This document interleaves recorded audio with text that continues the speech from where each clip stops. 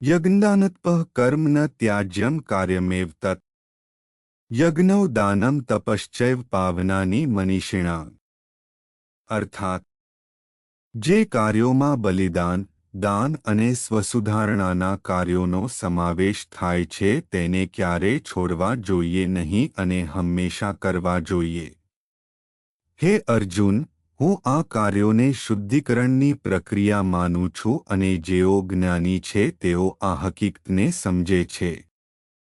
એતાન્યપિ તુ કર્મણિ સંગમ ત્યક્ત્વા ફલાની ચ કર્તવ્યાનિતિ મે પાર્થ નિશ્ચિતમ મતમુત્તમં અર્થાત શુદ્ધિકરણના આ કાર્યો ભૌતિક ચીજવસ્તુઓની ઈચ્છા રાખ્યા વિના અને આ ક્રિયાઓના પરિણામે કોઈપણ લાભની અપેક્ષા વિના કરવા જોઈએ।